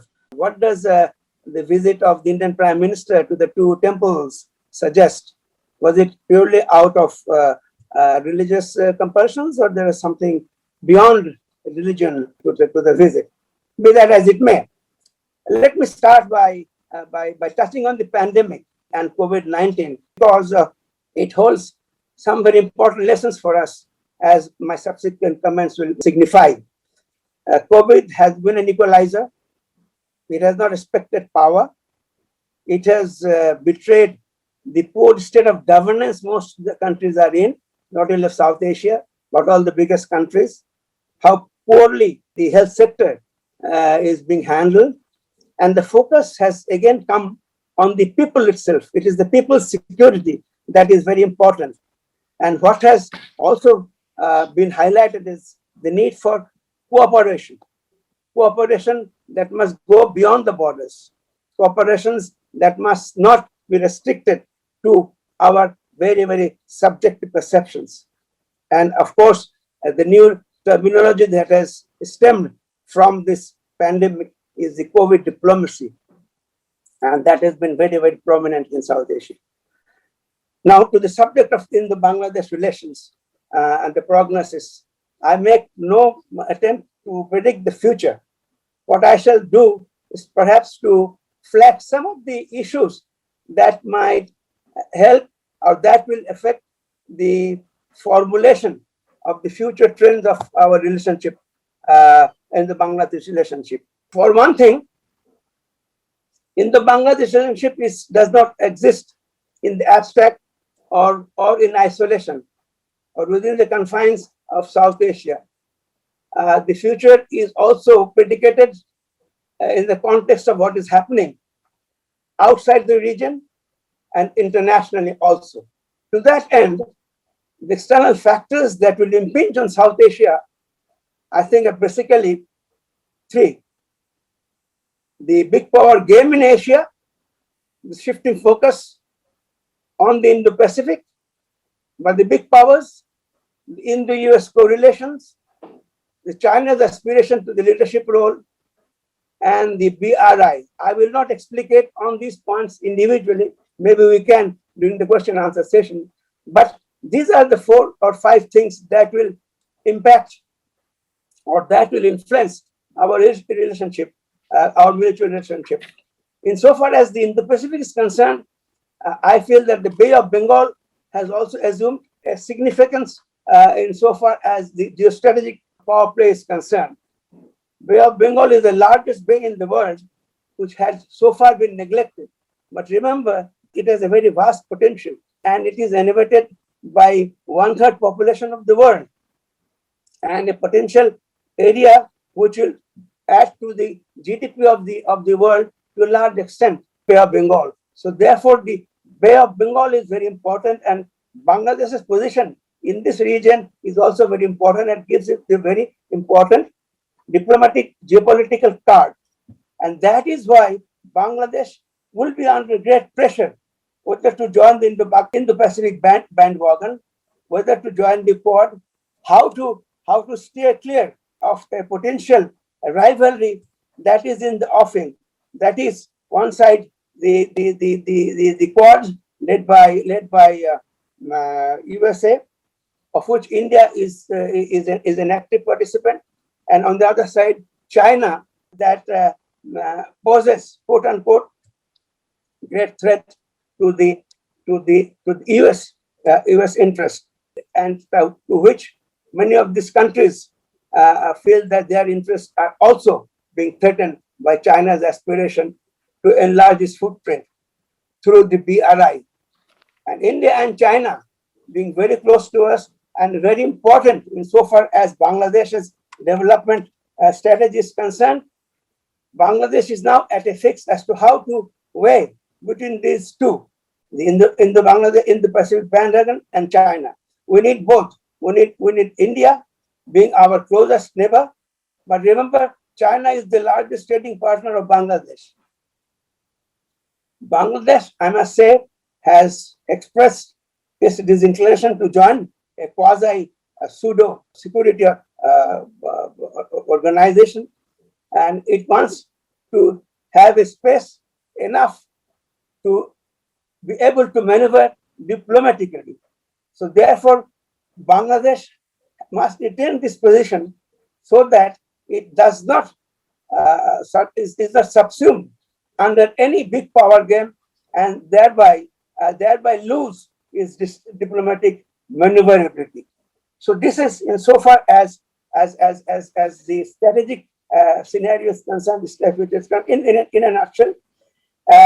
Whether or not we'll be able to withstand the pressure is something for the future to see.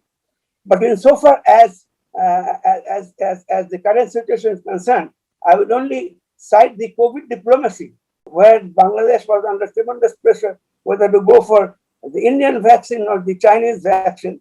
And initially, it has been a win for the Indian COVID diplomacy. But I think that win has been rather transitory. Bangladesh has launched the lesson of not to put all its egg in one basket, and therefore keep all the options open. So that is the strategic aspect of it.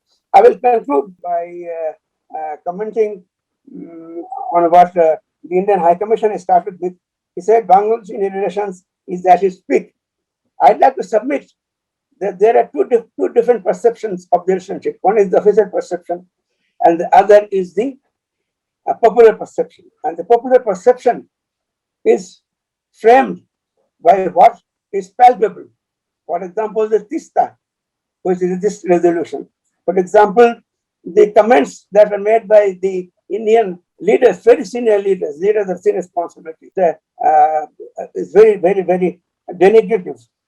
They stand on Rohingyas. I'm confused as to what is the Indian stand on Rohingyas, because as far as India's position in the event, it has been ambivalence at best. So therefore, the official and the popular perception should be both considered when you're talking about the Indo-Pak relations. I'll stop here for lack of time and maybe put in a few more words during the question answers or this common discussion. Thank you very much. Thank you, Shahid. You sort of broadened the milieu of Indo-Bangladesh relations to include other elements of global politics, and largely identified the challenge to Bangladesh as being able or deriving the capacity through this bilateral relationship to have this space to maneuver itself in relating to other external actors. Next, Ambassador Chris Srinivasan, many ways of doyen of Indian diplomacy, author, former secretary, former DSG Commonwealth, whom I've admired for a long time. And also, he, in terms of bilateral relations, has been a bit like Bhishma in the Mahabharata. He has had a long-term view of these relations, starting from the time when he was High Commissioner in Dhaka. Ambassador Srinivasan?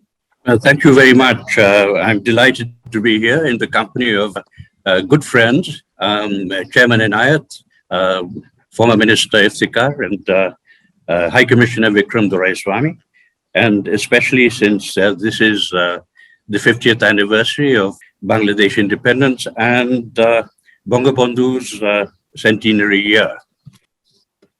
Bangladesh-India friendship has been hostage to psychological and physical impediments and the vagaries of politics on both sides of the border. Every regressive action on one side results in reactions on the other side. This has been in full evidence this very month. Ill-considered allegations by high-placed ignoramuses is a case in point. Neither country should be an election issue in the other. If the next elections are years away in both countries, every prime minister should know that he or she has only a narrow window of opportunity, and it cannot be frittered away by irrelevancies and fake news. The separations of 1905, 1947, and 1971 still cast a shadow over the present. In this Bangladeshi generation, there are those who believe their existence as ethnic Bengalis is as important as the faith they practice. Such persons are opposed by fundamentalists who profess the notion of Islamic solidarity, for whom the break with India in 1947 was more significant than liberation from Pakistan. And they spurn the cultural and economic attraction of India. It may take several generations for the trauma of partition and the liberation war to heal. India must benignly influence and make sacrifices towards the positive outcome of that entirely domestic process. Harnessing inattentive political will and bureaucratic inertia must impart momentum in the right direction, never forgetting that there is no such thing in international relations as gratitude, and gratitude should not be looked for. Short-sighted hardliners, Hindu chauvinists, and politicians with negligible stakes in bilateralism must be induced to bestow predictability on the relationship and strengthen economic, social, and cultural exchanges. Fundamentalists on both sides of the border must realize that there is no traction in their attitudes. The establishment of connectivities by land, river, sea, and air and free movement of commerce and capital will lead to development in both countries without any detriment to sovereignty and independence. Professor Rehman Soban has written that the big neighbor remains only marginally concerned with the small. This prevailing sentiment can only be overcome by diligent attention to detail. It is for influencers to keep New Delhi's attention fixed on Bangladesh's receivables from India. The stability and prosperity in Bangladesh are essential for Bangladesh, but also for India. And this is the hard reality. A Calcutta-based academic, Professor Om Prakash Mishra, once said that India should forget history and Bangladesh should forget geography. Actually, the inverse is also true. Bangladesh should forget history and India should forget geography. It is in India's self-interest that Bangladesh should not be India locked. In a globalized world, any sphere of influence is a misnomer. Every nation has multiple choices of friends, and India should accept that Bangladesh must have outreach to South, Southeast, and Northeast Asia. In any asymmetrical relationship, it is a given that failures in delivery by the larger party will always loom larger than its accomplishments. That is why the High Commissioners in New Delhi and Dhaka hold the two most challenging diplomatic assignments in their countries. Thank you very much. Thank you very much. And also thank you for vindicating me in the way I introduced you, my remarks. That was truly a sort of a bird's eye vision of the totality of relations. And you've been, I think, fairly balanced. You're absolutely right in recognizing that one of the, and this was brought up here, challenges for Bangladesh is to be able to widen its space of maneuverability without affronting any of the powerful neighbors. Not an easy thing to do, but even if this, while this is being done, we would require the assistance of the powerful neighbor, the elder, not necessarily the big brother, as is said in the Bangladeshi context. Okay. I have exhausted the list of the formal discussants at this point in time. I have some requests for questions from the floor. Not too many, we don't have enough time, 2 or 3 perhaps, but I shall begin by recognizing Ambassador Pinak Ranjan Chakraborty. Pinak was High Commissioner during the time when I was rendering public service in Dhaka. And I certainly like to believe that we worked together to sow the seeds of what we believe to have been the seeds of transformative relationship between Bangladesh and India a decade ago. Pinak, you have a question to ask, or you can make a remark in the next couple of minutes. Thank you. Yeah, Ivan Munjur Mazur, thank you very much for having me. And Dr. Chaudhary, I do recall and I support what you just said about the beginning of the transformation that happened in 2007, 2008. And I do remember both of us flagging that Maitri Express from that cantonment station. You were very kind and you came over. I actually traveled in that train, the first train from Calcutta to Dhaka. And of course, there were several other issues, and the point about legacy, etc., should be remembered. And things like the grid connectivity when Sheikh Hasina became prime minister after the elections of, I think, 2006 and 2007 she took over. And the first thing she told me, and I think Tariq Bhai, who followed later to Delhi, would sort of bear me out, that she needed electricity. And that's how the whole grid connectivity business began. And so these are some of the legacy issues that we have. I would like to make some points on 2 or 3 things that I feel are important. I have no questions, because if I start asking questions, it will be unnecessary. I think BIMSTEC and BBIN should go for more integration. We have the MBA, we have Bay of Bengal, we have on the economic side. I think infrastructure and connectivity we are doing okay. I think we are doing well, apart from trade facilitation where we need better facilities at the border. And I think one important factor which I don't think anybody covered is the special SEZs for India, which have been identified, and these would be very valuable in setting up the regional value chains or supply chains. Also, it will, if Indian companies can produce in the SEZs and export not just to India but to other places, I think Bangladesh's exports will help. The trade imbalance will also be addressed to some extent. I don't expect the trade imbalance to be addressed. We run a trade imbalance of $60 billion with China, so that's it cannot be done overnight.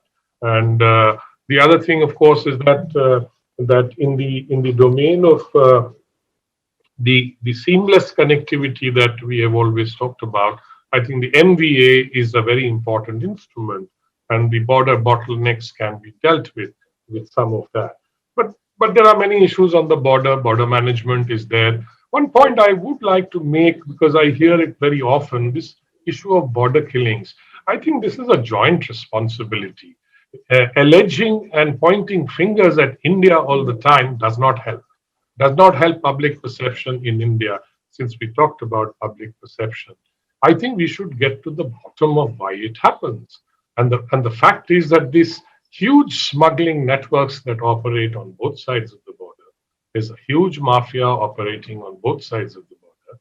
And the informal trade, by the way, somebody mentioned that the potential is 16 billion. I think that potential was breached if you add informal trade into the mathematics of the trade.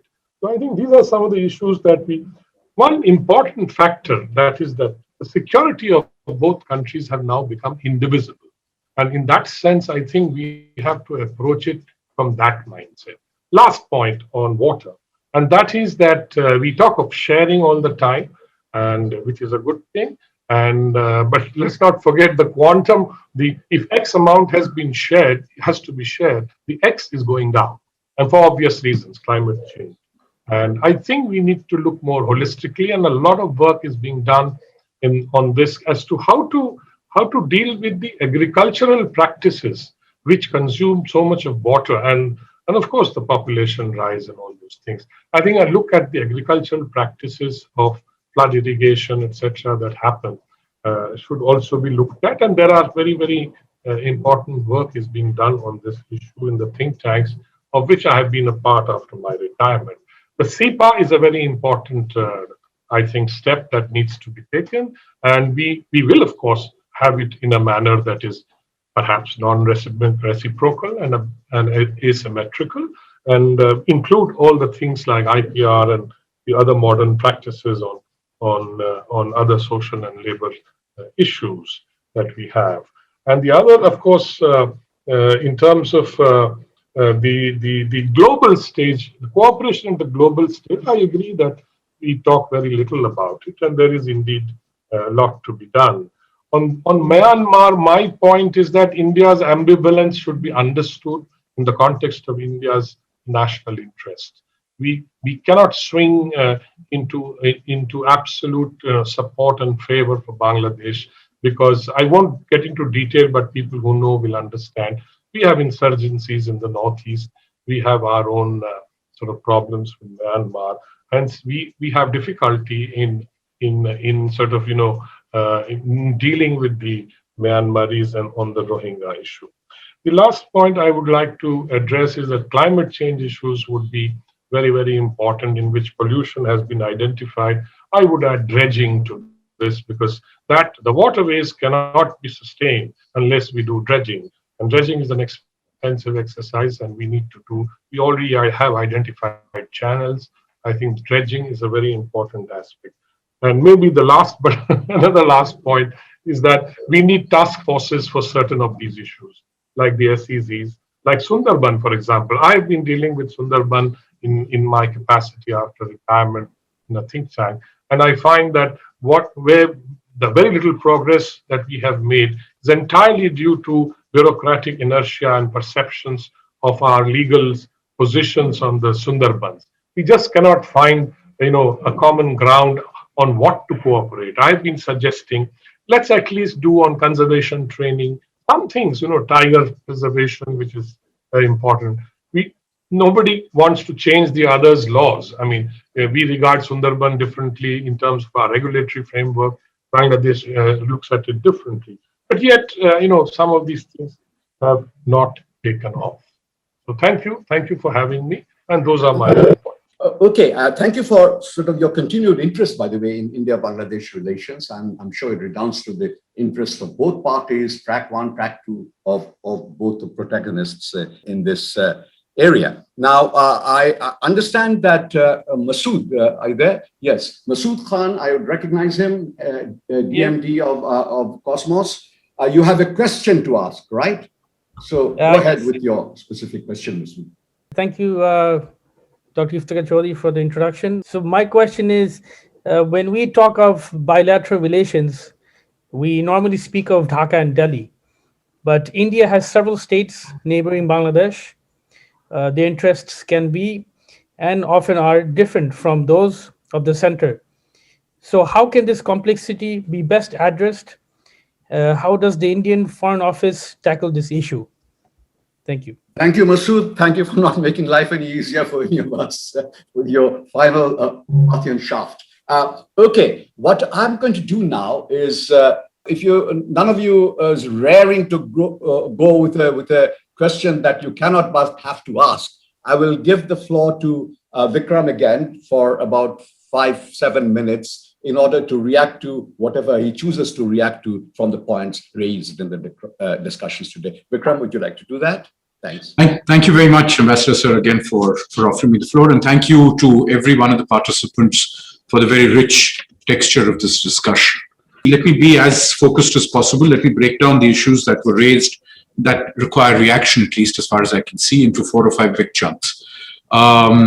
First, the issue of matters on which there are differences of perspective, particularly raised by Major General Munir-Zaman and Brigadier Shahidul Anam Khan, and also touched upon in a few cases. Let me start with the trade basket. I think, as Fahmida ji just mentioned, there is a point here that the totality of the trade relationship is beset with a number of barriers. You can call them non-tariff barriers or bureaucratic barriers, but the trade, I was just saying, trade is constrained by a number of regulatory and other processes that are adding to cost, adding to time, and adding to and detracting from the value of trade.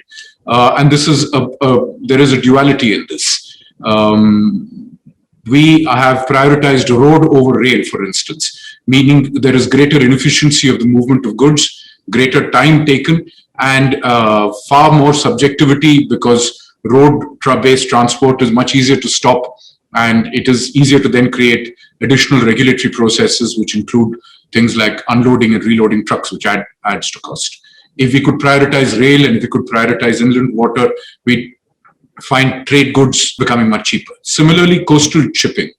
Coastal shipping has become a problem because we are unable to utilize the vast amounts of goods that Bangladesh ships out, usually to be transshipped a second time, either at Port Klang or Singapore or elsewhere. If instead we could use the unutilized capacity of Indian ports for moving goods to the west towards the Middle East, you'd find that there would be far more takers for coastal shipping, and it would also increase the quantum of goods and logistics in the trade basket. I don't deny that there are irritants in the number of trading issues that we have, but much of these can be resolved through far more coherent efforts to simplify the mechanisms and documentation required for trade. Bangladeshi friends may not recognize the fact that even today we operate on a positive list-based system rather than a negative list-based system for goods that come into Bangladesh. So, for instance, if you break down the borders through which trade takes place, in the Tripura border, in the Meghalaya border, etc., the balance of trade is quite heavily towards Bangladesh, but the goods that can be shipped the other way around are defined by name. So there are only 19 goods that can come from Tripura. many of which they don't actually produce. So, we really need to get beyond this by investing in far simpler trading mechanisms. On the subject of border killings, as was referred to by both the colleagues' former military backgrounds, as I have repeatedly said, this is a complex phenomenon that requires a far greater effort, including by district governance on both sides, by border guards on both sides, to work to keep people away from the border. Not every one of the deaths that is reported is the result of BSF action. Many of these are actually the result of criminal syndicates that are operating on both sides, where there is conflict. In fact, you can actually see the bores of the small arms that are used are not the same as those used officially by border guards. There is an abiding issue of trying to manage economic activity on the borders, which does need to be managed. And there is an abiding issue of managing the scale at which people are moving across the border. People do need to recognize that a fair number of the people who are killed on the border, most unfortunately, are also Indian people on the Indian side of the border. Now, this is not an ideal circumstance. It is a circumstance that we must all work to stop, but it won't stop by only referring to it as a single-sided problem.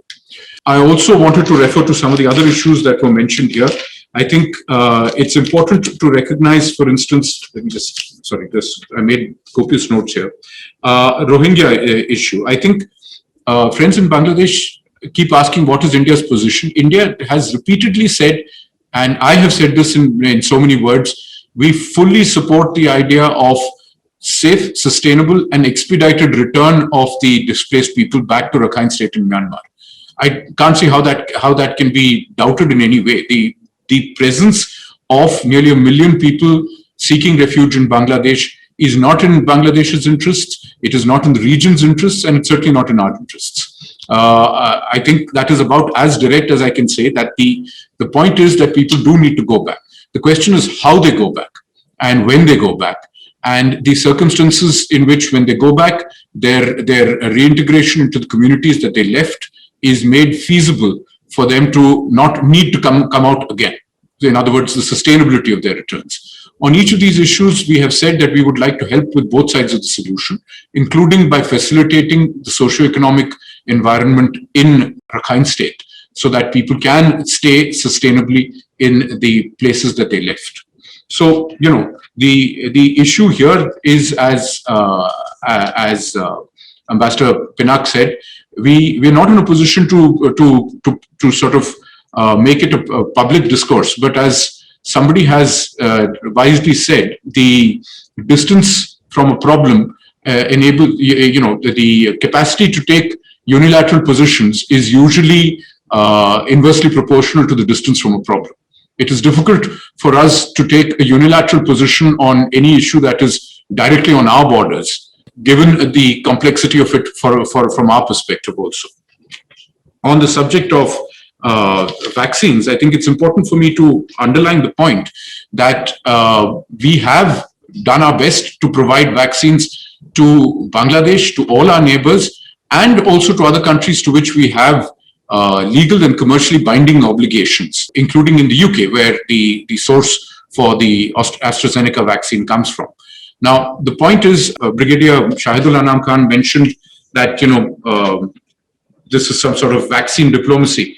To be clear, we did not, the agreement with the Serum Institute was struck directly between the Ministry of Health of Bangladesh through the Beximco company of Bangladesh. It was not a Government of India facilitated agreement. So, the alternative that we have consistently been offering is for the vaccine to which we have IP, which is the Bharat Biotech vaccine, which we offered not only to trial here in Bangladesh at our cost, but also to co-produce. That offer still remains on the table. And that indeed it is for Bangladesh to decide which vaccines it chooses to take. It can choose all the options that are offered to it. It can choose some, but this is a Bangladeshi sovereign decision, not an Indian decision. Insofar as availability of vaccine is concerned, well, I think it should be reasonably obvious that there is a major crisis underway in India at the current moment. We're doing our best within that current situation to make available vaccines and to increase the production of vaccines so that we have the capacity to provide not only our population, which is now unable to get second doses or even first doses, but also to be able to provide it to people to whom Serum Institute has commitments, bilateral commercial commitments or even legal commitments in the form of the COVAX alliance. Our capacity to do so depends on being able to access the raw materials and to increase production capacities, much of which is, I think, now in the public domain. On the subject of the Indo-Pacific, since that was also raised by Brigadier Shahidul Anam Khan, I'm not clear where we've ever asked Bangladesh to choose. The point about the Indo-Pacific is that it is an existing framework for consideration. It is not a quasi-military alliance. If it were, I wouldn't have expected Southeast Asian countries to be making a choice. Indeed, even we wouldn't be making a choice. Our entire point about the Indo-Pacific, if you see what our Prime Minister has said and what we have repeatedly said, is that it is a framework for consideration of cooperation that takes the existing geoeconomic realities into account, which is that the maritime spaces of the Pacific and the Indian Ocean are connected. And it is logical to consider them this way. After all, the Indian Ocean Rim Association currently is comprised of countries that are both Indian Ocean countries and Pacific Ocean countries. So in a sense, it already does exist. So to have your own perspective of the Indo-Pacific does not preclude maintaining your options of good relations with everybody, which is indeed India's perspective too. We have a complex but important relationship with China, which includes the fact that it is our largest goods trading partner. And the point specifically made by our Prime Minister is that we see this as an opportunity for more cooperation rather than less, and certainly not as a framework that restricts cooperation. The Quad is an entirely different framework of analysis, and last I heard, there was nobody talking about expanding the Quad. So that choice is not even something that comes into consideration. On water, finally, let me close with that. I agree with the perspective here that water does require to be handled in a far more nuanced manner. It is and will always be a complex and sensitive issue given the importance of demands both for drinking water and for irrigation in Bangladesh, but in also all the states of India. It should not, however, escape attention that water is a complex matter within the politics of India also. Where I'm from in southern India, Karnataka and Tamil Nadu, even before they existed as the current states, have been locked in litigation for over 100 years over the Kaveri River. This is not to say that we should follow that example. This is to say that we do need to recognize the sensitivity and complexity of water and to find better ways of dealing with water sharing as a means of reducing divisions between us. And I think Ambassador Tariq Karim's formulations during his tenure in Delhi and since then have been important ways of looking at water in which we can expand the framework of cooperation by recognizing both the abundances, as Devapriya said, and the scarcities. There are periods of great abundance where we've done well in flood control management. There are technologies and developments that Bangladesh has adopted that are extremely useful, including, as I suggested, embankment management. But there are also ways in which we can make water a more cooperative subject, where we look at ways in which we reduce the intensity of water requirement in our agriculture, in all our connected regions, in improving the recycling and the reuse of water, in improving the quality of water availability. All of this is possible if we stop looking at water purely as something that divides us. I think I've taken more than the allocated 5 minutes for responses, but if there is something further, Ambassador Sir, I'd be more than happy to respond again. Thank you. What are the High Commissioner and 2, 3, 4, 5, 6, 7, 8 issues he has just mentioned? These are, according to my classification, leftover issues. Most of them are leftover issues. I would be more interested at this moment to listen from him about a pathway to deal with the emerging issues. How does he look at the pathway, the steps forward to take this, the emerging issues and the new built-in issues in terms of what the triangulations about the trade, investment, and finance, and also going into the new issues, maritime and ITs and other things over there, so science and technology. So I'm looking forward to a bit more forward-looking perspectives from the High Commissioner. Thank you. Okay, I'll invite him to do that. And okay, Brigadier General Shahid Anam Khan. I just want to respond to the remarks that His Excellency made on the Quad and expansion of the Quad. I would draw his kind attention to the statement of the National Security Advisor, US National Advisor, on January 28th of this year, where he said that Biden administration wants to expand Pacific Quad relationship. So expanding relationship does not necessarily mean military expansion, but the fact that the Quad has very deep military connotations cannot be denied. Don't forget exercise Malabar in 2007-2008. The US Security Advisor is thinking of it, said that US is thinking of expanding the Quad. I'm quoting the Security Advisor. It's not my formulation. It is the US Security Advisors. Bangladesh wants to reap the benefits of the economic benefits of the Indo-Pacific arrangement rather than join in any form of any arrangement that will give the impression of a military cooperation, and that is poised against China. That was the point of view. Thank you very much. I just want to make 2 points, as my very respected colleague Chris Srinivasan pointed out. The job of the High Commissioner in New Delhi, Bangladesh High Commissioner in New Delhi, and the Indian High Commissioner in Bangladesh are perhaps the most challenging posts that these 2 countries have for the respective diplomats.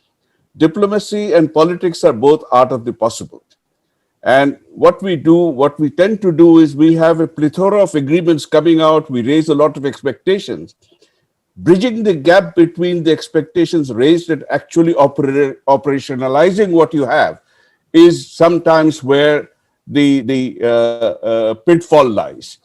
And so I will just give this as a takeaway to Vikram, that we have to keep in mind, how do we bridge that gap between all the expectations that have been raised? And I must caution at the same time, but we have to be careful not to raise expectations on either side beyond what is reasonably possible. Raising expectations very high and not delivering has a backlash. And after all, backlash is the point Imtiaz made. Geopolitics is where humans create geopolitics. The perceptions come in. Each feeds into the other. And when it feeds into the other, it becomes a vicious chain cycle. That's all. Yeah. Thank you. Yeah, diplomacy is always very challenging, and that's why we all are retiring. We have all retired from it. Well said, sir. That's not yet an option, but I look forward to it soon. But just to quickly come back on a couple of points here. First, I think the idea of emerging issues, thank you for letting me focus on that. As I wanted to suggest, I think trade and investment and the trifecta of trade, investment, and finance is critical. One of the areas I've been very keen on is to look at ways in which we can simplify the movement of money. In other words, simplifying payment systems and clearance systems, because there's also a people's benefit to it. So for people who travel across the borders, to be able to have a simplified mechanism for a rupee taka clearance, this would be the simplest and best way of reducing the salience of the grey market and the high cost of transaction that is involved. Gradually, that could expand to beyond retail in finance terms, banking retail, to the trade side. I think there is need for us to simplify the mechanisms through which, or expand the mechanisms through which developmental activity takes place. This could include moving towards an arrangement for PPP-based activities by Indian companies and Indian Bangladeshi joint ventures for infrastructure development, rather than merely looking at lines of credit. I think there are opportunities for more interesting financing schemes to which Dr. Femida Khatun referred, which is to utilize new multilateral sources of money for us to create partnerships in industry and infrastructure in Bangladesh. And I think there is clearly an opportunity for us to look at the maritime domain. Ambassador Tariq Karim is aware that I've been talking up the idea of a new Bay of Bengal center. I mean, not to take the name from his existing center, but a functional resource which could look at the totality of cooperation for the Bay of Bengal, managing, for instance, fishing, managing, for instance, search and rescue, managing, for instance, climate and oceanographic data, as a center that would eventually help create regional cooperation, not just between India and Bangladesh and some of the countries that rely on the Bay of Bengal for trade, but also beyond to Myanmar and eventually even Thailand and Sri Lanka on the other end, so that we could look at the Bay of Bengal in a more integrated manner as a contributor to the blue economy. This could be something that could come out from Bangladesh's IOR chairship later this year. We should, of course, look at science and tech in education. And I think Professor Imtiaz brought this out, but it was also mentioned by Ambassador Tariq Karim. Now, one of the ideas is that we have significant lacunae in assessment of Bangladesh in India, at least. And so the idea of setting up Bangabandhu chairs at our premier universities is intended to drive a greater focus on Bangladesh studies, both contemporary politics of Bangladesh, society in Bangladesh, but also the economy of Bangladesh. I think there is inadequate study of that, and there is far too little study of the success stories of Bangladesh in terms of its human indices, its successes of Bangladesh in women's education, women's empowerment in terms of basic inoculations and reduction of infant mortality. Much of these are untold stories. Beyond this, there is space for us to work together, and we're trying to get a partnership going with BUET and hopefully with Dhaka University. Professor Imtiaz was part of some of that, to look at new areas of development, which would include robotics, artificial intelligence, and to create platforms for research between the two countries. Hopefully, when the pandemic, whenever that is, abates a little bit further, we can actually take this forward through scoping delegations that we would like to sponsor, to send scholars and researchers to identify specific areas of activity. We've also supported the idea of the startup ecosystem collaboration, including through visits by 50 young entrepreneurs and startup specialists to interface between the Indian and the Bangladeshi startup ecosystem. Some of this is already happening through the space of business directly. There are 3 or 4 Indian companies that have invested in startups in the tech sector in Bangladesh. We think there is space to do much more, including in co-generation of content for streaming services, for video-based on-demand platforms, so that we move to a new era of cooperation in this area. We've also suggested in 2019 the opportunity to create regional data storage, where we look at a world which is being polarized on the basis of technology also, which is something we didn't talk about today. But consider the idea of digital data storage for the sub-region, in which we create through digital data embassies. You have the opportunity to utilize the huge data that will be generated specifically in our sub-region as a means of leveraging greater cooperation by tech majors in our ecosystem. Now, this is an idea that's been on the table for the last year and a half. It hasn't really got the kind of traction it should have, but maybe Cosmos Foundation and the distinguished panel here could look at ways in which we could actually drive this forward. We had suggested it during Prime Minister Sheikh Hasina's visit in October of 2019. This is something that could certainly inspire us. So, and of course, the bringing in of states, as Masood mentioned, I think that's a very important point. The fact that Bangladesh has invested in establishing AHCs in Kolkata, in Guwahati, and in Agartala, and now in Chennai also, suggests that Bangladesh is also looking at the complexities and opportunities that states in India offer.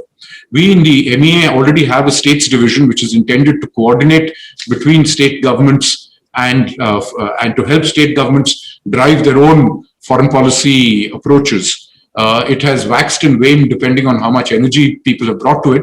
But the broad trend line is to encourage states to recognize the importance of partnerships, particularly with our neighboring countries, because the value that our states get out of, say, developments in Bangladesh is potentially more than they can get from any other country further away.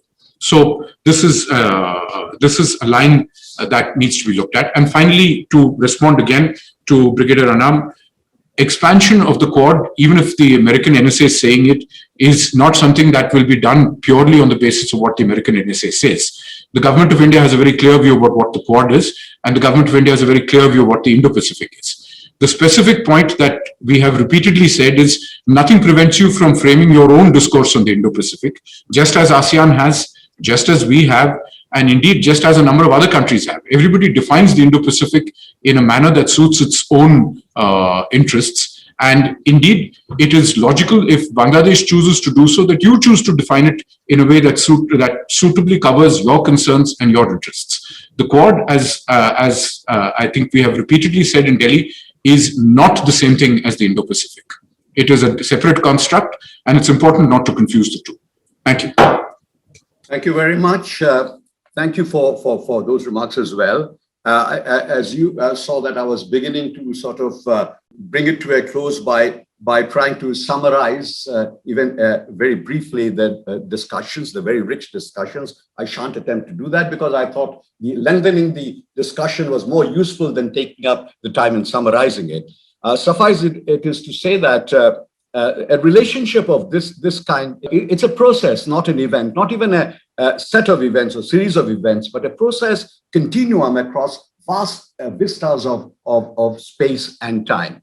Now, the purpose Cosmos's purpose in holding this event was to help us understand the intricacies, and we know there are so many of them, that drive India-Bangladesh relations and how these can be reset in ways, if needs be, in order to advance the interests of both these protagonists. Now, these have been recorded and will be studied with the aim of sifting and sharing the essence so that a wider circle than this here can benefit from these interactions. High Commissioner, all other participants, you deserve the highest plaudits for your contributions, and I accord you those. But this would be offered more formally by Mr. Khan. So I take leave of you all and have great pleasure in handing the floor back to Inayat. Inayat, you have the floor. Thank you. Thank you, Dr. Iftikhar Chaudhry. Special thanks that High Commissioner Doraisamy for his excellent keynote. The sheer breadth and range of his presentation would certainly be both educational and enlightening for all who view it. But it also stood out for his attention to detail and frankness that would fill all Bangladeshis with the confidence of having a trusted partner across the table. The subject of Bangladesh-India relations is critical to both our countries. They reflect historical friendship, which, however, need to be invigorated by periodic examination such as this. Each one of our participants has made significant contribution. We will ensure that a far wider audience would benefit from the contents of these stimulating deliberations, which will premiere following some necessary edits. I would also like to thank all those who have added to the richness of our discussions: Ambassador Tariq Karim, Professor Raja Mohan, Professor Imtiaz Ahmed, Ambassador Srinivasan, Dr. Debapriya Bhattacharya, Major General Munir Zaman, Dr. Fahmida Khatun, and Brigadier General Shahid Anam Khan. They have all added to the storehouse knowledge with regards to the issues that mark this critical component of the foreign policies of Bangladesh and India and their domestic ramifications for both. I'm pleased to note there is almost unanimous agreement that the prospects are by and large brighter. As long as we play our cards right, both sides can look forward to benefiting from the relationship, is stable and predictable in the days ahead. With all the heritage and commonalities of culture and history that we share, it is still the best bet to provide the foundation for a prosperous and sustainable relationship. Last but not the least, I would like to thank our chair, Dr. Iftikhar Chaudhry, for his dexterous conduct of the deliberations with his characteristic aplomb and flair. My colleagues at Cosmos Foundation, especially Nahar Khan and Nabila, and other members of my team have worked relentlessly for the success of this event, and I'm thankful to all of them. The Cosmos Foundation will continue to organize similar events, and in all our endeavors, I remain confident that we'll have your support. So once again, thank you all. Keep well and all the best. Thank you.